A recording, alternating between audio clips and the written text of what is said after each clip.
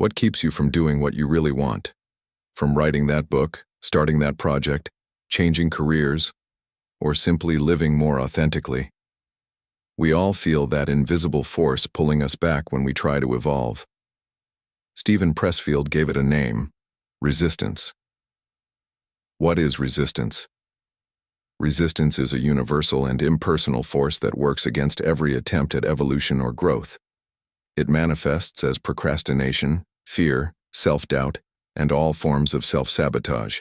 When you try to evolve to move from one level of consciousness to a higher one, resistance appears. It doesn't act when you're moving downward, only when you're rising up. Characteristics of resistance. Resistance is invisible but perceptible. You can't see it, but you feel its force pulling you away from your work. Relentless. It never stops, never tires, attacks every day. Impersonal. It doesn't know you and doesn't care about you. Infallible. The more important something is to your spiritual evolution, the greater the resistance will be. Universal. All human beings face it. Leonardo da Vinci, Mozart, Tolstoy. All the great creators faced the same battle you're facing now. Amateur versus professional. The amateur is someone who loves what they do, but lacks the commitment necessary to overcome resistance. They work when they have time, when they're inspired, when it's convenient. The professional, on the other hand, approaches their work with absolute seriousness. They commit daily, regardless of their mood or circumstances. The professional works every day, accepts no excuses, faces adversity as part of the process, has patience and persistence, values technique and is always learning, validates themselves, doesn't depend on external approval. Territory vs. Hierarchy. There are two ways to position yourself in the world. Hierarchy. You define yourself by your place in relation to others. You're better than some, worse than others. Your focus is external. Territory. You define yourself by your work, by your purpose. Your focus is internal, on the act of creating, regardless of recognition. When you're in your territory, even alone, it nourishes you. It's like a bank where you deposit energy, and it always gives you back more than you invested. The ego and the self. Jung defined two parts of our consciousness. The ego, small, focused on survival, measuring everything by immediate success. The self, vast, connected to the divine, with a sense of eternity, guided by love and inclusion. Resistance works for the ego. The forces of inspiration work for the self. Connecting with inspiration. When we overcome resistance and work with humility, persistence, and constancy, something magical happens. Inspiration comes to meet us. The Greeks called this force the Muses. Other traditions have other names, but all recognize that there is something beyond ourselves that contributes to true creation. Conclusion. The battle against resistance is daily. There is no definitive victory, only daily victories. Each day you overcome resistance, you become stronger. Become a professional.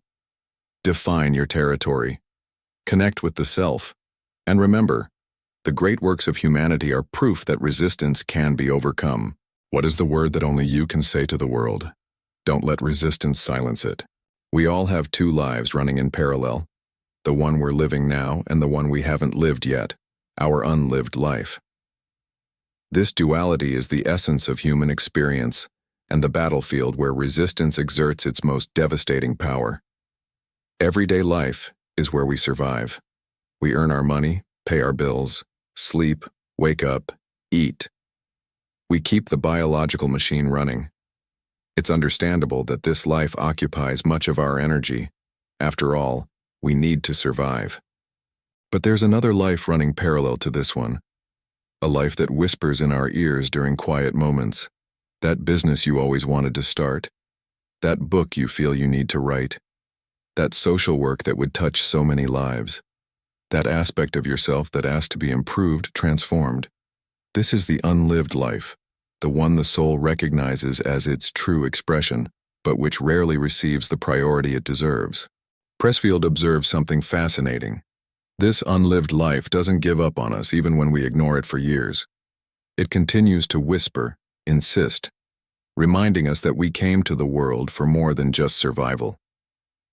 It's as Marcus Aurelius, the Roman philosopher, once said, "When a human being dies, a unique and unrepeatable being dies. Each person brings a message that only they can deliver to the world. If we don't do what we came to do, something will not be said. Some word will not be heard. Someone will miss receiving what only we could offer." Imagine the universe as an immense puzzle where each human being brings a unique piece. You carry a piece that no one else possesses.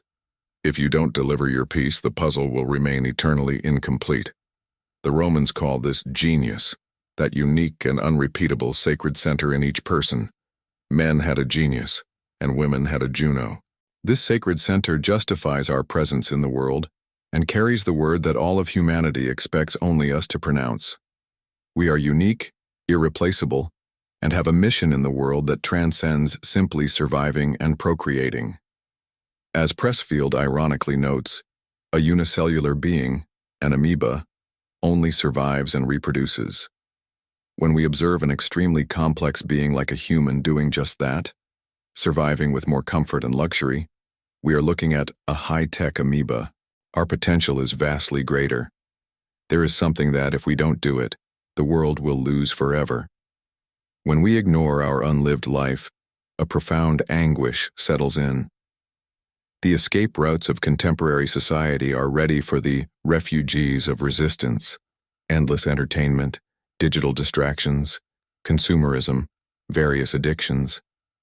All of these are seductive because they offer temporary relief from the pain of not living our authentic life. But none replaces the deep satisfaction of living the life for which we were born. Vocation comes from vox, voice. It's like a voice within us calling, "What about this? Will you give up? Who will you be without it?" This voice doesn't go silent, even when we try to drown it out with external noise.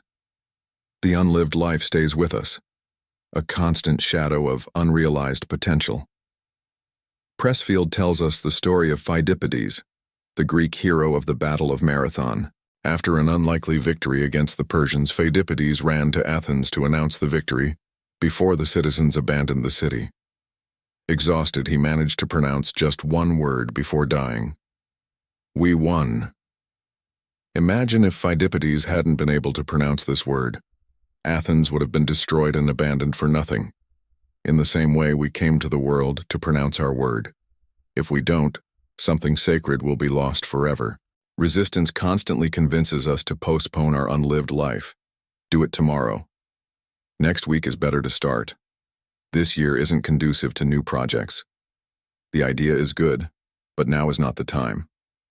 This procrastination can extend for years, decades, even a lifetime. People postpone for 10 years a course they wanted to take, a project they dreamed of starting, a conversation they needed to have.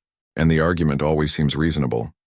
There are so many commitments, so many responsibilities, but the truth is that there will always be things happening in our lives. We will only achieve our dreams if we do them despite what happens.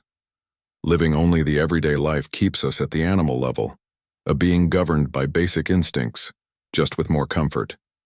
The true human condition transcends these limits. It requires a transition, an inner war where consciousness struggles to assert itself as a human being. This is the war of art, the war of self-realization, a battle not against external enemies, but against the inner resistance that keeps us small and safe. The unlived life constantly calls us. The choice is ours, to continue merely surviving, or to really start living. As the philosopher Bodhidharma said when a disciple asked him how to escape the repetitive and meaningless cycle of everyday life, "Who put you there?" The answer, as always, is within us. It was we who chose to live or not live our true life, and only we can make the choice to honor what we came to do in this world. Each day, each moment, we can choose one more day of survival or a step toward the life we should really be living. What will your choice be today?